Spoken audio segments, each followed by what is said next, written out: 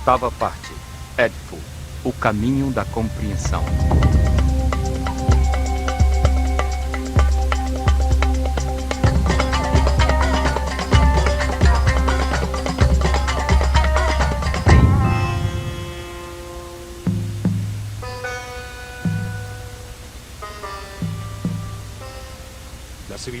A civilização egípcia, guiada pelos sacerdotes da escola de mistérios de O Olho de Horus, se baseava em uma crença fundamental, a de que o homem encarna diversas vezes para viver um processo de aperfeiçoamento que o leva de sua animalidade original à sabedoria e à imortalidade.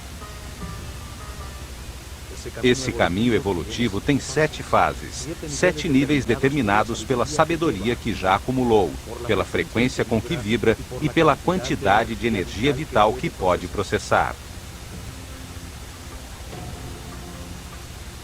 A sabedoria alcançada, decorrência das verdades que comprovou em cada vida, permite-lhe passar cada vez mais tempo em um estado de paz interior e, com isso, aumentar aos poucos sua frequência de vibração. De forma gradual, vai aumentando a quantidade de energia vital que pode processar e distribuir em seu sistema nervoso. Cada vez usa um chakra mais alto entre os 7 localizados em sua coluna vertebral para captá-la, e sua aura ou campo eletromagnético pessoal vai crescendo proporcionalmente. As circunstâncias que o homem vive, os processos pelos quais deve passar, com o objetivo de evoluir e de adquirir sabedoria, foram estabelecidos por Deus de forma perfeita.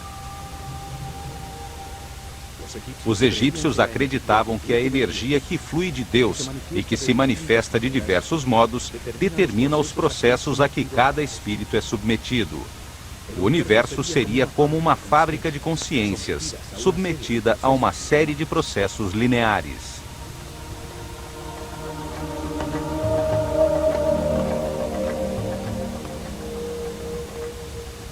O homem encarna sobre a Terra, que gira em redor de uma radiosa fonte de energia, o Sol, e dele recebe sua primeira energia.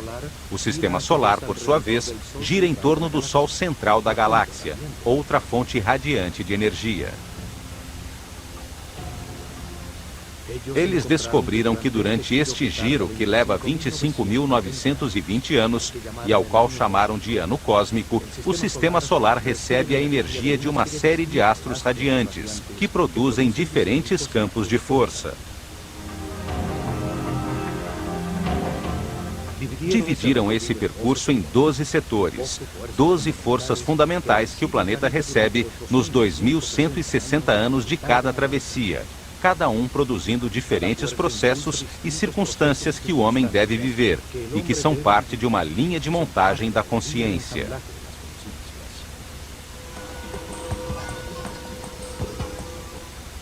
Chamaram de néters a estas energias dos céus.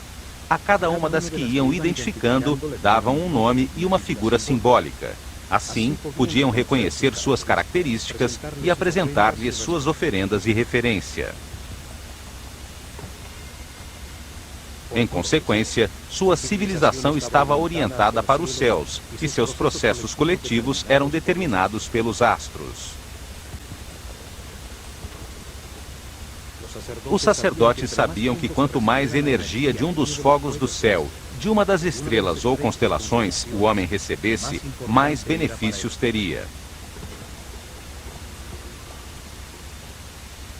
Por isso, as estrelas que se situam sobre o eixo de giro do planeta, as estrelas polares que permanecem fixas no mesmo ponto durante milhares de noites, davam um tratamento especial.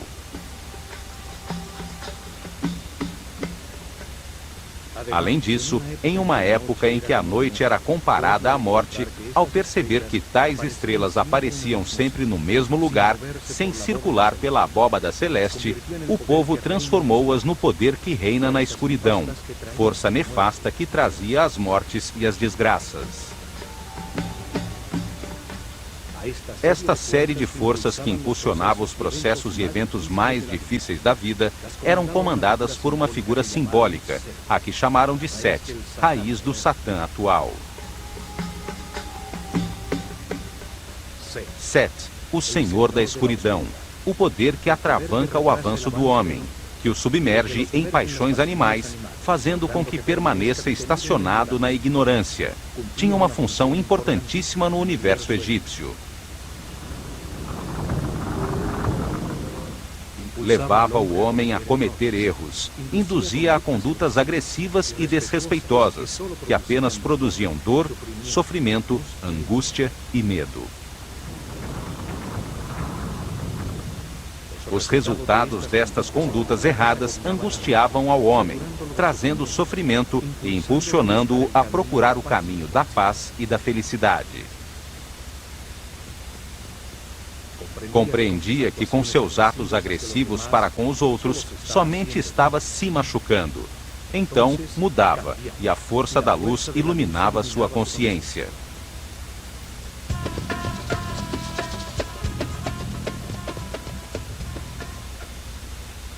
As forças que levavam o homem a mudar, a avançar em direção à cordialidade, à paz e ao entendimento, eram comandadas por outra figura simbólica, a qual chamaram de Osíris. Osíris é o Senhor da Luz, o poder que impulsiona o avanço do homem para a espiritualidade e a vibração no amor, ao longo de muitas vidas e circunstâncias difíceis.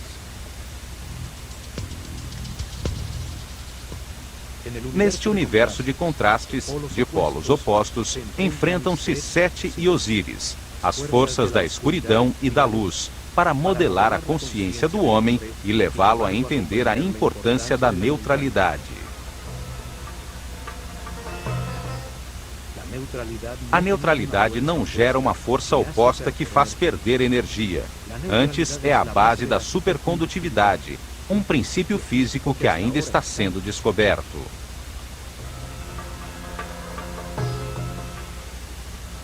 A neutralidade implica em respeitar os demais. Implica em ter consciência para não intervir nem impedir os seus processos do destino, as situações difíceis que o homem precisa viver para aprender.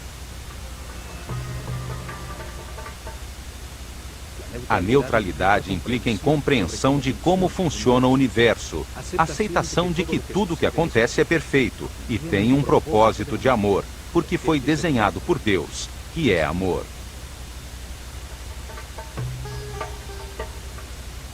O ser humano atinge a neutralidade ao fim de seu giro de reencarnações, no momento que verificou na própria pele todas as verdades do universo, quando renasce em espírito e atinge a iluminação. Este momento é simbolizado por Horus, um falcão dourado que a tudo vê, tudo sabe, que voa sobre os contrastes e as limitações naturais do universo. Isso porque não apresenta resistência.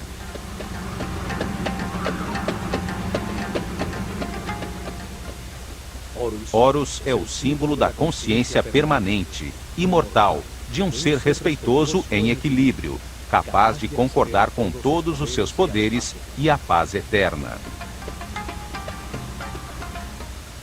Este momento de equilíbrio é experimentado no planeta 4 dias por ano, os dias do equinócio de inverno e verão, quando o dia tem a mesma duração que a noite.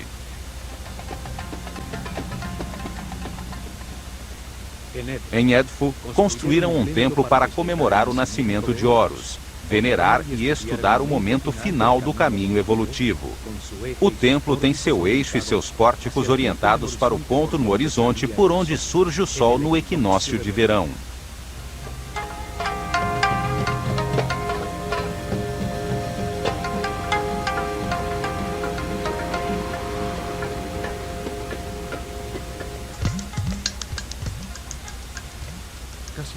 Quase todos os complexos religiosos egípcios tinham em seu interior 2 templos, 2 observatórios astronômicos, um solar e outro estelar, com seus eixos e pórticos orientados a 90 graus um do outro. Isto permitia enquadrar simultaneamente a estrela que personificava a força fundamental, venerada no templo, e a fonte de radiação mais próxima do homem, o Sol. Isso nos dias que definiam as mudanças climáticas, as estações, os pontos em que mudava o meio ambiente de todos os seres da Terra. Em certos casos, como em Edfu e Dendera, um mesmo templo enquadrava com seus pórticos uma estrela brilhante que anunciava a saída do sol por esse mesmo lugar um pouco mais tarde. Edfu e Dendera são dois templos irmãos, dois observatórios que se complementavam para registrar de forma precisa a abóbada celeste sobre o Polo Norte e o Polo Sul do planeta. As estrelas polares eram um ponto de referência para registrar qualquer variação na inclinação do eixo da Terra com relação ao Sol. Este ângulo é o que causa as estações, os solstícios e os equinócios, o clima do planeta.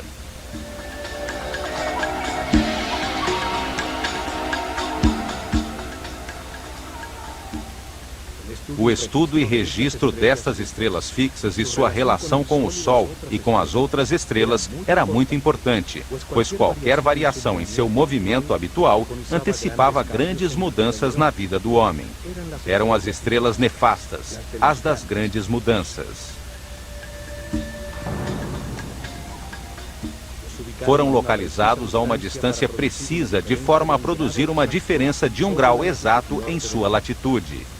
Dendera se localiza nos 26 graus e Edfu nos 25 graus de latitude ao norte do Equador.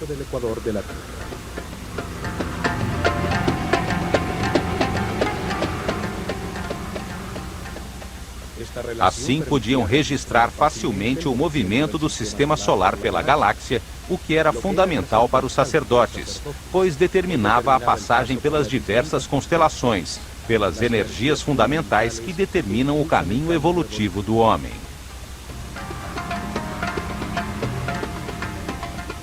As mudanças de era, a passagem de uma constelação zodiacal a outra, determinaram as etapas em que os sacerdotes revelaram os mistérios do universo a seu povo. Mudaram a localização de sua capital imperial e até os nomes de seus faraós.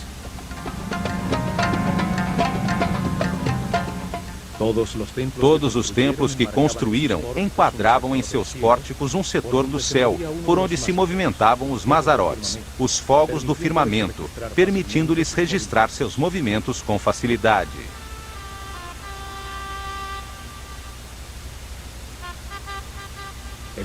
O templo de Horus em Edfu estava virado para o Polo Sul e enquadrava a estrela Canopus, enquanto que o templo de Hathor, em Dendera, enquadrava a estrela Alpha Draconis no Polo Norte. O templo de Horus em Edfu festejava seu nascimento no equinócio de verão, 3 meses depois. O templo de Hathor, em Dendera, festejava a renovação da vida, a fertilidade trazida pela inundação do Nilo, no dia do solstício de verão.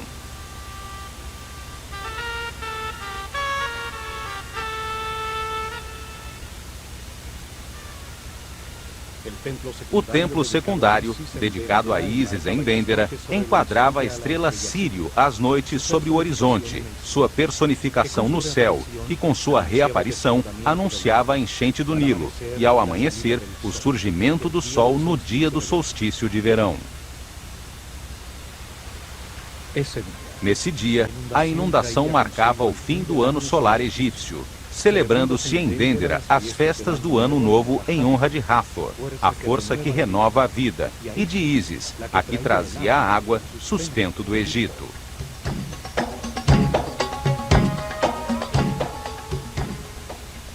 Três meses depois, o templo de Neftis em Edfu, do qual só existe a base, enquadrava o ponto do horizonte por onde aparecia a estrela Procyon, que anunciava o tempo de semear, e ao amanhecer, o surgimento do sol no dia do equinócio de inverno.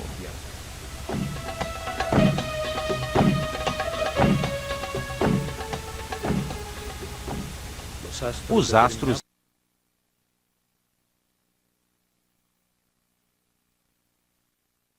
em 21 de abril, no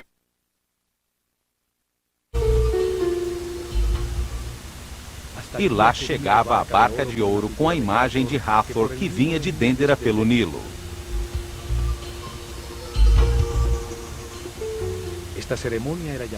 Esta cerimônia era chamada de Festival do Belo Encontro, quando Hathor, a força da vida, festejava em Édifo a culminação do processo que ela havia iniciado.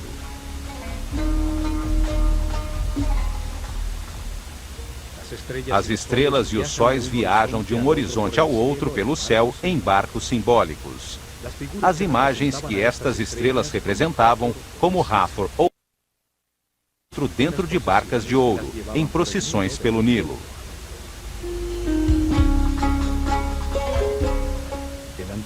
O antiquíssimo templo dedicado a Horus em Édifo, chamado de Apolinópolis Magna pelos gregos, começou a ser reconstruído em 237 a.C., durante o reinado do faraó Ptolomeu III, um dos reis macedônios que governaram o Egito como herdeiros de Alexandre Magno.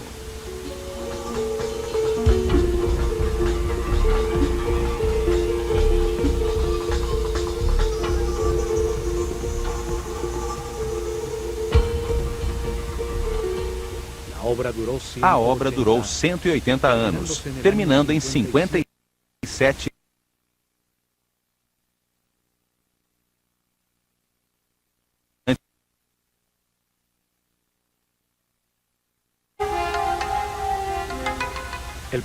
O povo de Édifo ocupou os terrenos que eram antes exclusivos do complexo religioso.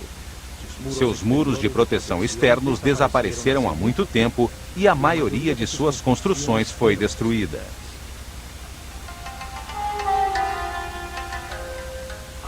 O templo principal, dedicado a Horus, o Falcão Dourado, permanece ainda intacto.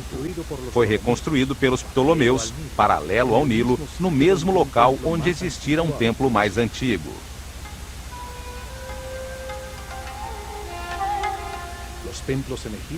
Os templos no Egito, que eram orientados para uma estrela em particular, só eram úteis por aproximadamente 300 anos, uma vez que o movimento do sistema solar em torno da galáxia tirava do foco a estrela objeto do registro. Por este motivo, desmontado e reconstruído com seu eixo ajustado em aproximadamente 4 graus. Por esta razão, são encontradas pedras marcadas por faraós anteriores nas bases dos novos templos. Era como girar o telescópio.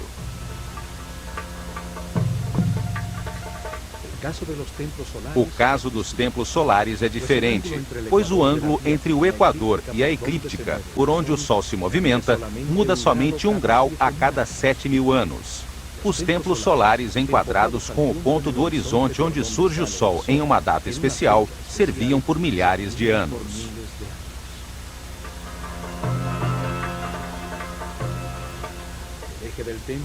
O eixo do templo está orientado para os 86,5 graus sudoeste. Ali, aos 26 graus sobre o horizonte, se localizava todas as noites, praticamente sobre o Polo Sul, a estrela Canopus, a segunda mais brilhante dos céus depois de Sírio.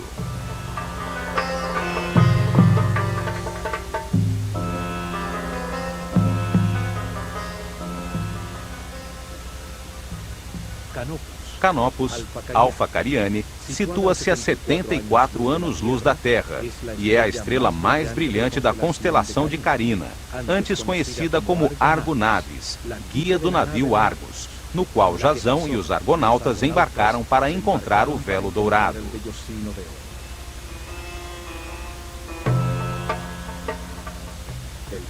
O pílono ou fachada do templo, com suas 2 grandes torres, enquadra a estrela do Polo Sul. Cada torre é um espelho exato da outra, até nas inscrições e baixo relevo de seus muros, simbolizando a existência da simetria em um universo assimétrico, que permite o movimento.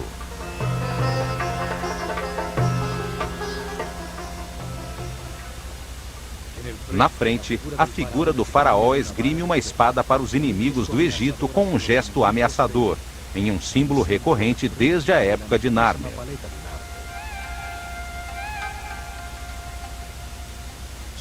Sobre o pórtico, há o disco alado com as 2 serpentes. As 2 torres produzem a imagem nos hieroglifos de um horizonte entre montanhas que enquadram o Sol.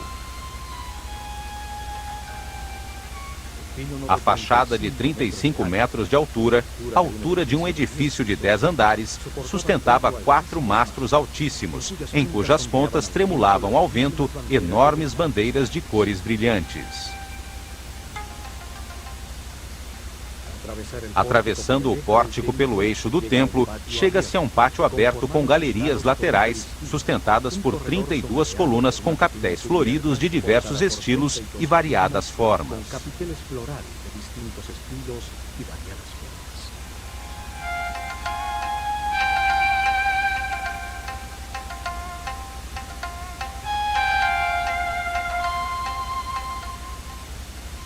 Na fachada interior do pílono, que se abre sobre o pátio interior, as imagens talhadas também estão dispostas simetricamente, como em um espelho, variando apenas as formas simbólicas sobre suas cabeças.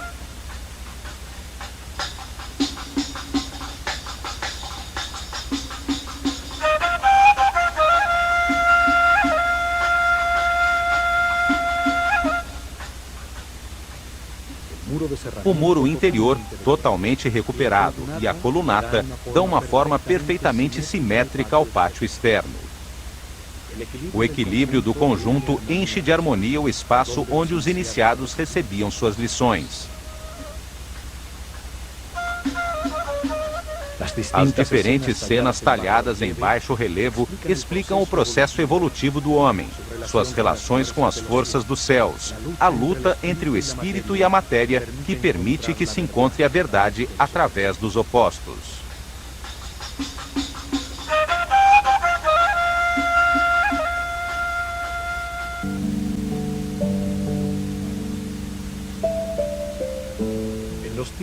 Nos tempos da Escola de Mistérios, existia um lindo jardim neste pátio, onde os iniciados faziam exercícios para constatar na própria pele as informações passadas pelos mestres.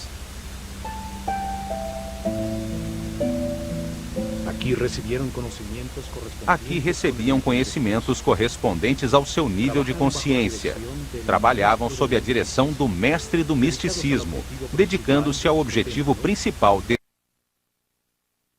da neutralidade num mundo bipolar.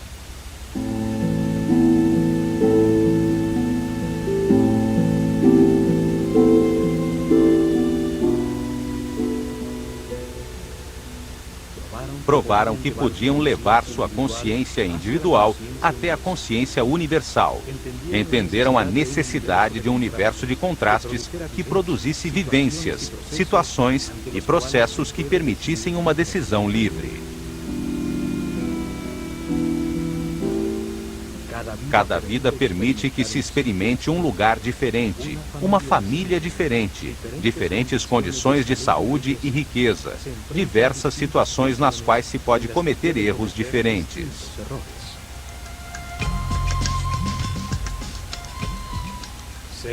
Sete é derrotado na consciência do homem graças aos erros cometidos por ele ao longo de muitas reencarnações.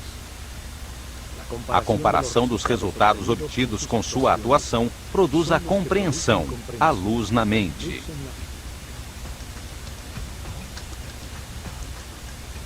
Experimentaram o princípio vital de outros seres e entenderam que existe somente uma grande consciência no universo. Isto foi verificado diante de uma das palmeiras no jardim da galeria, quando se concentravam nesta até sentir o vento em suas folhas. Descobriram que somente mediante a entrega total se realiza uma fusão com o exterior. O tempo para de existir, e sua consciência e a da planta se fundem em apenas uma, ocupando o mesmo espaço. O mestre lhes ensinou que qualquer concentração começa com um exercício intelectual, dirigindo-se a atenção para a planta e trazendo à mente tudo o que se conhece sobre ela. A razão clareia a mente, organiza, avalia, compara, analisa, até que se defina as características que transformam um ser em uma planta. Descobriram que uma vez que se conhece tudo sobre o objeto da concentração, o trabalho intelectual termina. Nesse momento, passavam a segunda fase de concentração, usando a intuição e todos os sentidos como uma forma de percepção, a fim de sentir tudo o que a palmeira é, apalpando sua forma, observando sua cor, seu cheiro, seu sabor, escutando seu som interior. Na última fase, realizavam exercícios de concentração espiritual.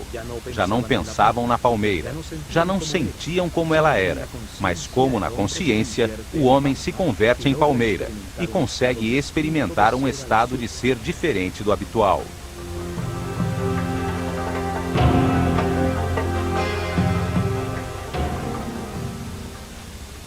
Nesse estado, o ego desaparecia e o iniciado se encontrava com o seu eu superior. O tempo desaparecia. O silêncio expandia a consciência. Os braços se transformavam em galhos e uma paz interior inundava o nada. Desta maneira, neste pátio, puderam aumentar sua energia vital, sua frequência de vibração, reunidos com outros companheiros que tinham um nível de consciência similar, que se encontravam num estágio parecido no reino das reencarnações. A fachada interior, desde o pátio até o templo, é muito parecida com a fachada principal do templo de Dendera. Os planos e o desenho são muito parecidos. Os dois templos foram reconstruídos seguindo os planos de Imhotep, o arquiteto que construiu a pirâmide escalonada de Saqqara.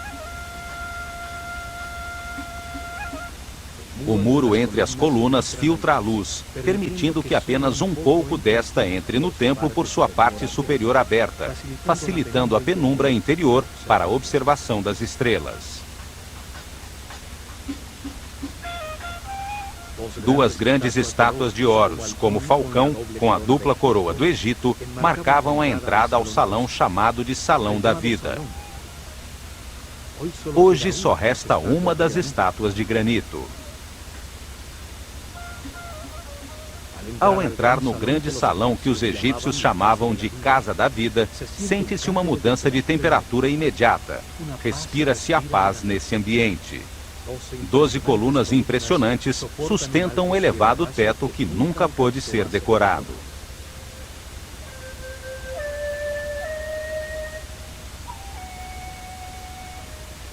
Ao percorrer-se este salão, utilizado no trabalho diário pelos iniciados do templo, as altas colunas, com seus belos capitéis, produzem uma sensação de equilíbrio e de permanência.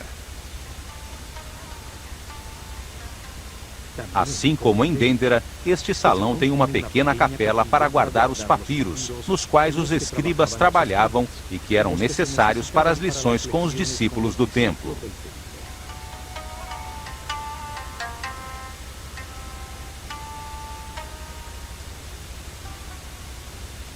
Os egípcios chamavam de Kabet, ou tempo da sombra escura, ao primeiro nível do caminho evolutivo, quando o homem é praticamente um animal, um desalmado sem sentimentos, sujeito a paixões descontroladas e às reações automáticas de seus instintos.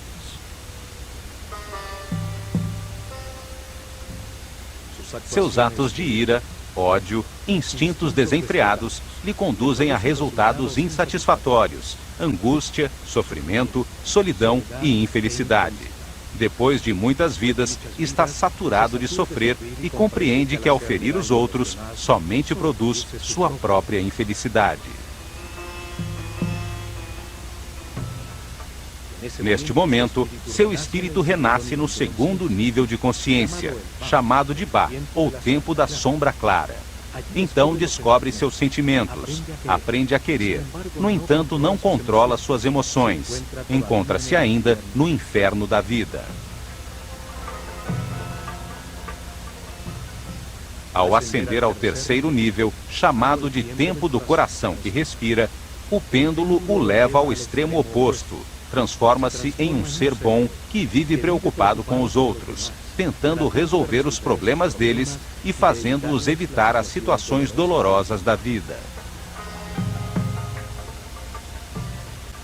Também não consegue ser feliz, pois sua paz depende de outras pessoas. No entanto, não as respeita. Quer mudar a vida dos outros conforme ele acredita que deveriam viver.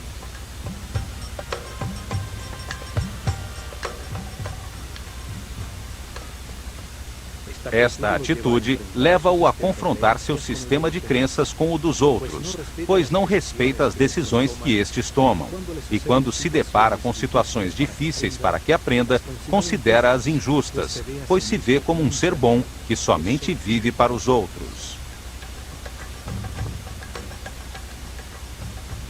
Atravessando a porta do fundo, chega-se ao Salão das Aparições, assim chamado porque nele via-se, da penumbra de seu santuário, a brilhante estátua de Horus dentro de sua barca de ouro, usada nas procissões e cerimônias. A relação estreita do Templo de Horus com o de Hathor em Dendera fica patente na decoração das colunas que tem a imagem da deusa em seus capitéis.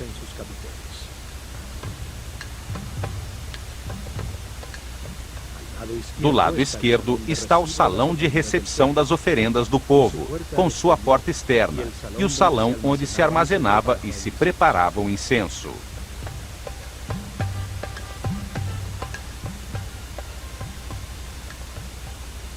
Do lado direito encontra-se o salão das purificações, usado pelos sacerdotes em seus rituais diários de limpeza, com a porta para sair para o lago e poço do templo. Os sacerdotes escolhiam seus discípulos entre os seres que manifestavam maior respeito pelos outros, maior sensibilidade, os que demonstravam ter, no mínimo, um terceiro nível de consciência. Forneciam-lhes informações e a forma de verificá-las pessoalmente. Eram guiados para que aprendessem a elevar seu nível de vibração. O trabalho começava pelo controle dos instintos, do medo da morte, do instinto de defesa e agressão. Eram submetidos a situações de extremo perigo. Aprendiam a confiar nos outros. Anos depois, o trabalho deles era controlar as emoções, os desejos e os prazeres. Compreender que o corpo é igual ao universo, só que em outra proporção.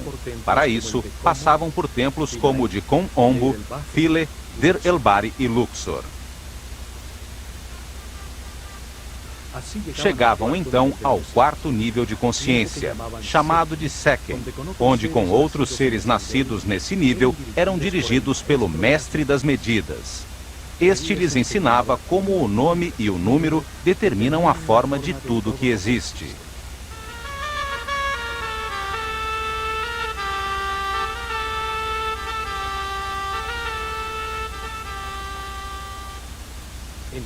Em templos como o de Dendera, se transformavam em Cabirim, os que registram os céus, que aprendem como os ciclos dos astros atingem o homem, as forças fundamentais, as frequências de vibração da proporção áurea e da flor da vida.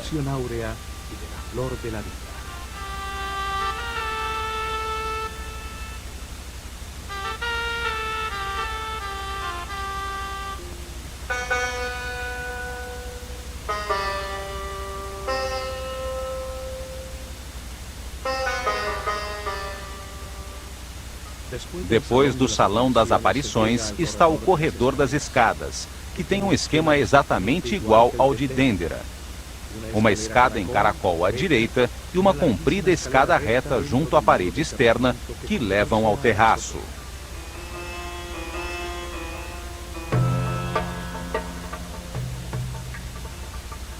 Pela escada em caracol, subia a procissão com a barca de Horus até o terraço do templo para aguardar a aparição do sol nos dias de equinócio, e pela escada reta ela descia.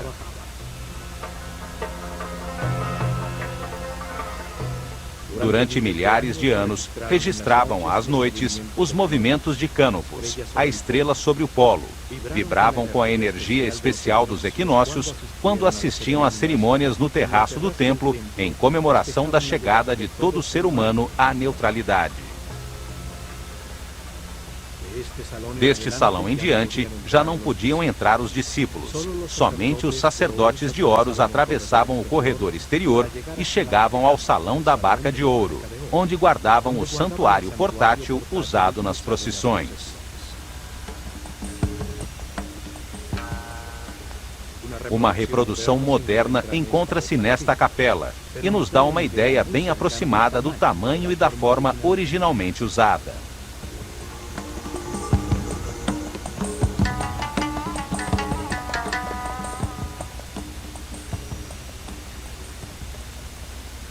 A antecâmara das oferendas também se comunica com a chamada Capela Pura, um espaço aberto onde as imagens simbólicas das forças fundamentais do universo eram expostas aos raios de sol para que renovassem sua energia.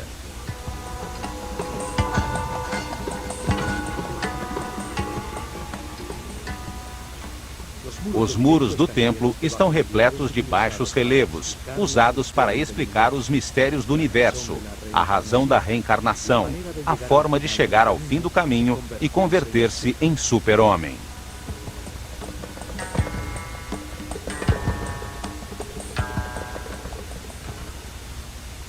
Neste mural, o faraó Ptolomeu IV, cercado por um sicamoro, a árvore da vida e outro símbolo de Hathor, recebe de Horus a palma com a lista da sua vida, as lições que deve viver em muitas reencarnações até atingir a iluminação. Do outro lado, a imagem de Nekhbet lhe entrega o destino imediato, o que deve viver nesta vida como faraó. A civilização egípcia estava baseada na reencarnação como processo de aquisição e verificação pessoal das verdades do universo. O espírito do homem encarna para aprender com os resultados de suas decisões, transformando-se, aos poucos, em um ser flexível, sábio, até não ter mais nada a aprender nesta escala do universo e iluminar-se.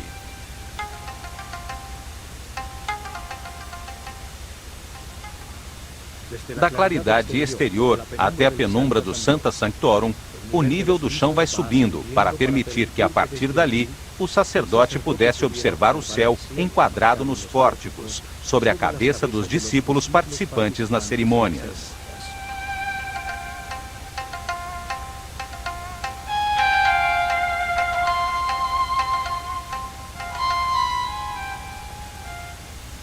O santuário é um lugar independente dentro do edifício do templo. Os raios de sol entram do alto por uma das janelas redondas no teto, iluminando os coloridos muros de outrora.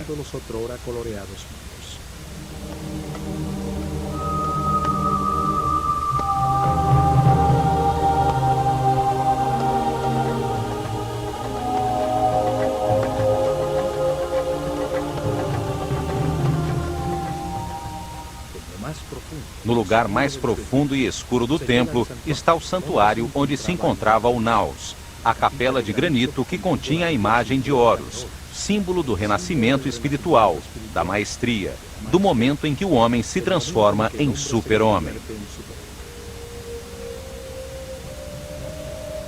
Este momento é representado pelo nascimento de Horus.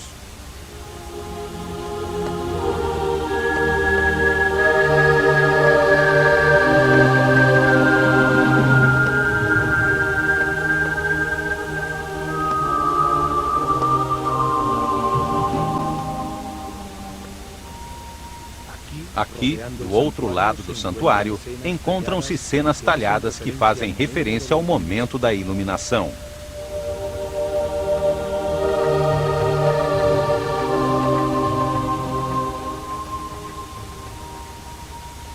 A compreensão leva o pêndulo ao centro, transformando o homem em um ser justo, respeitoso, que aceita a perfeição de qualquer situação, mesmo as mais difíceis e dolorosas, pois produzem compreensão em quem as vive.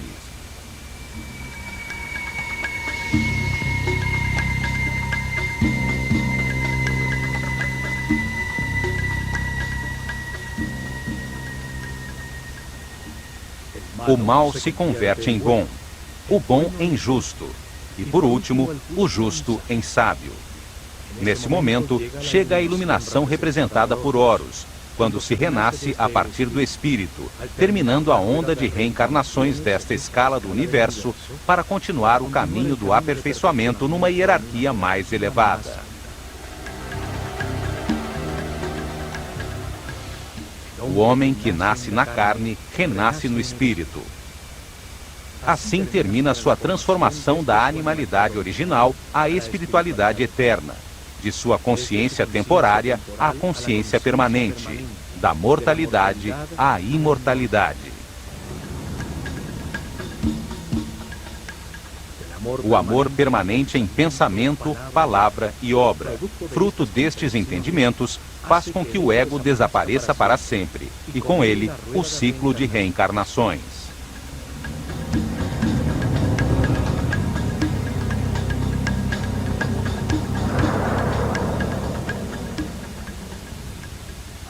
Em volta do santuário, encontra-se uma série de capelas dedicadas às forças e princípios fundamentais que intervêm no processo evolutivo da consciência.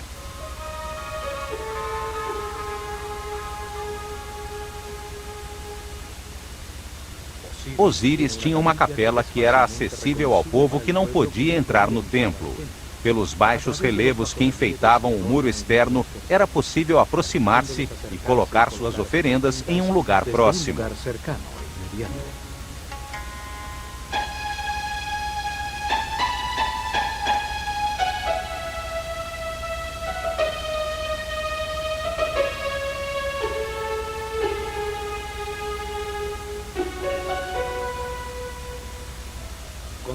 Khonsu tem outra capela. É o filho de Mut, a característica feminina do Deus único, e de Amon-Ra, a característica masculina. Sua união cria a consciência do homem. Khonsu é o nome que davam a uma consciência recém-nascida quando começa o seu percurso evolutivo.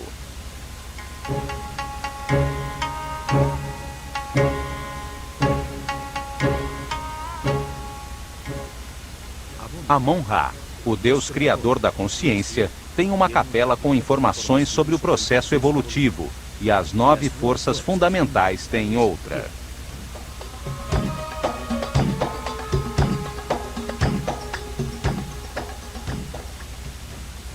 A capela central é dedicada a Horus.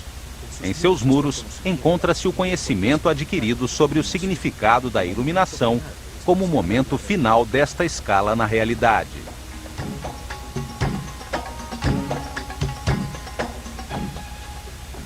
A este templo chegaram os iniciados no 4º nível de consciência. Outros poucos alcançaram o 5º nível, o chamado tempo dos Sahu.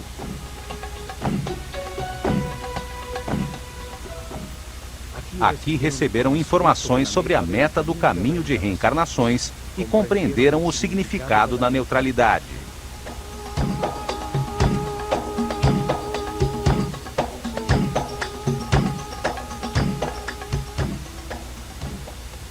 Depois, seguiram em seu caminho de aperfeiçoamento.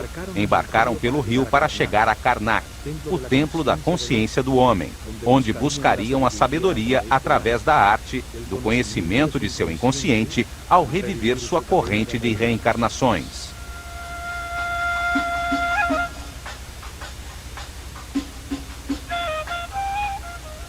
Foram vibrando em amor, certos de que, como todos os homens, algum dia renasceriam espiritualmente e chegariam à iluminação, abrindo a porta para a escala seguinte do universo.